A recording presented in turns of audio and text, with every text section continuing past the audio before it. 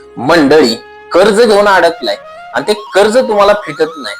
करायचं काय नक्की बघा. आणि माणूस कर्ज घेतो कशासाठी ही व्हिडिओ पूर्ण बघा, सर्व माहिती तुम्हाला मिळेल. नमस्कार मंडळी, माझं नाव राकेश भगत आणि बिनधास्त बोल या युट्यूब चॅनेल वरती तुम्हा सर्वांचं हार्दिक आणि हार्दिक अभिनंदन. मंडळी, माणूस कर्ज कशासाठी घेतो?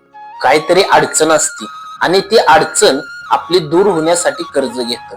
पण त्या कर्जामुळे माणूस एवढा अडचणी देतो की ते माणसाला आधी सुचतच नाही. म्हणजे ते वेळच अशी नसते की माणसाला त्या गोष्टीचा काय अंदाज येतो.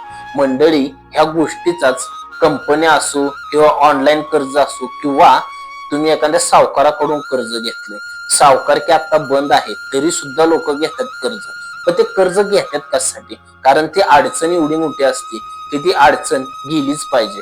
आणि ती अडचण जर गेली नाही तर माणसाला एवढं टेन्शन असतं. त्यामुळे माणूस काही विचार करत नाही, डायरेक्ट जातं जिथं भेटल, जेवढ्या टक्क्यानं भेटल तेवढ्या टक्क्यानं कर्ज घेतं. व मंडळी, ते कर्ज घेतल्यानंतर माणसाचं कमीत कमीत ती अडचण निघाल्यानंतर बघा 1-2 महिने जरा बरं वाटतं, काही विषय नाही.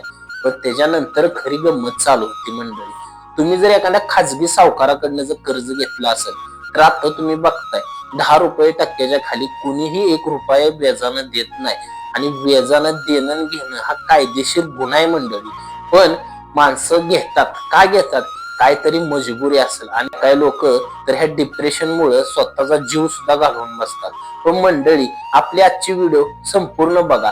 आपण ही कर्ज किती बी मोठा असू द्या तुमचं, फेडायचं कसं आणि ते पण बिना डिप्रेशन मध्ये जाता हे सुद्धा पाहूया. करायचं काय बघा. तुम्ही जर समजा 1 लाख रुपये कर्ज घेतले, त्या 1 लाखाला तुम्हाला 10% जर म्हणलं तर तुम्हाला हप्ता किती होतो बघा. 10,000 रुपये तुम्हाला नुसतं व्याजच पडते. मग ते व्याज तुम्ही एवढं भरायचं कसं?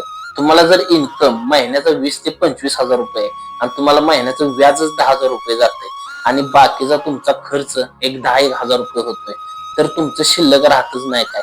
अख्खं आयुष्यभर जर तुम्ही कष्ट केलं तरी ती व्याजाची रक्कम तुम्ही कधीच भरू शकत नाही. त्यासाठी मंडळी, करायचं काय बघा. सगळ्यात पहिल्यांदा आपला जे बाकीचा खर्च आहे तो जराशी कमी करायचा. कमी कसा करायचा बघा मंडळी. जेवढं आपल्याला गरजेचं सामान आहे तेवढंच घ्यायचं आणि फालतू खर्च बंद करायचा. चुकून जर तुम्ही दारू जर पित असाल तर ती सुद्धा प्रमाणात घ्या आणि लिमिट मध्ये घ्या. कारण ते आपल्या खिशाला बी पेललं पाहिजे. कारण पुढचं देणं ते आजच्या दारूच्या टेन्शनमुळे काही थांबत नाही. ते द्यायच्या टायमिंगला ते द्यावंच लागतं. त्यामुळं आपलं वैयक्तिक खर्च कमी करा. तुम्हाला व्याज 10,000 देणं होतंय तर त्या व्याजामध्ये करताना काय करायचं मंडळी बघा. महिन्याला एक 5-5 हजार रुपये जोडायचं आणि ते तुमची मुदल आहे ती कमी करत राहायचं. आता शेवटी बघा, तुम्ही घेतले तर कर्ज ते फेडावं तर लागल. आपल्या घरापुढे पण कुणी आलं नाही पाहिजे आणि गावभर कालवा सुद्धा झाला नाही पाहिजे. असं जर करायचं आणि एखाद्याकडनं घेतलेच तर त्या माणसाला ते घेतलेल्या त्या प्रमाणे विश्वासानं आपलं देऊन टाकायचं. महिन्याला 5-5 हजार जर तुम्ही त्या माणसाचं कमी करत गेला तर मंडळी, बघता बघता तुमचं पूर्ण कर्ज नील होऊन जाईल. हे तुम्हाला कळायचं सुद्धा नाही. फक्त ह्यासाठी आपलं वैयक्तिक खर्च कमी करायचं मंडळी. प्रत्येक महिन्याला तुम्ही 5 हजारानं जरी कमी केलं, भरपूर तुमचं डिप्रेशन कमी होईल. त्यानंतरच बघा, जसं तुम्ही 5,000 कमी करसाल तसं तुमचं व्याज कमी होईल मंडळी.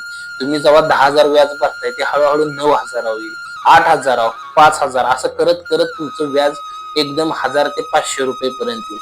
कारण ज्या माणसाकडनं तुम्ही कर्ज घेतलं त्या माणसाला सांगताना सांगायचं, बाबा माझी आता सध्या कॅपॅसिटी नाही, माझी आता परिस्थिती खूप गंभीर आहे, त्यामुळं मी तुला एवढं बाबा एकदम देऊ शकत नाही. माझ्याकडे येईल असं मी तुला महिन्याचं व्याज तर देते, पण त्या व्याजावर मी येईल असं तुला थोडी थोडी मुदल देणार आणि ती मुदल तुमची कमी होईल मंडळी. असं करा. शेवट पर्याय तुमचा हाच आहे. तेव्हाच तुम्हाला ही पूर्ण टेन्शन आणि जे माणूस डिप्रेशन मध्ये जाते हे बाहेर निघेल. त्यामुळं कर्ज घेताना बी विचार करून घ्या, हाच पर्याय आहे.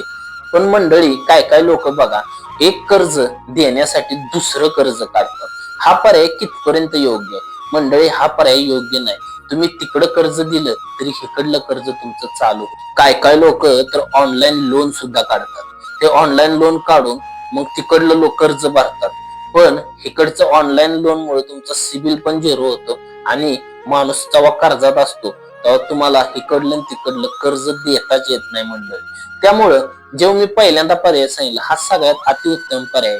आणि टेन्शन मध्ये दारू पिलं तर मला सांगा ती दारू तुम्हाला तेवढ्या पुरतं टेन्शन संध्याकाळचं जाय, पण दुसऱ्या दिवशी सकाळी उठलं की तुम्हाला तेच टेन्शन परत फिरून येणार आहे. तर मंडळी बघा, आता मी तुम्हाला जी माहिती दिली हा प्रयत्न करून बघा. हा प्रयत्न ज्या माणसानं केलाय त्या माणसानं मला ही माहिती दिली मंडळी. त्यामुळे मी ही व्हिडिओ बनवली. कारण आता माणसं एवढी अडचणीत आहे त्या कर्जाच्या बाबतीत. त्यामुळं माणसानं कर्ज घेतलं पाहिजे, ते पण आपल्या ऐपतीप्रमाणे. आपल्याला येणं किती, आपल्याला देणं किती होईल तेवढंच घ्या. कारण घेताना भरपूर घ्यायचं, देताना परत देणं होत नाही.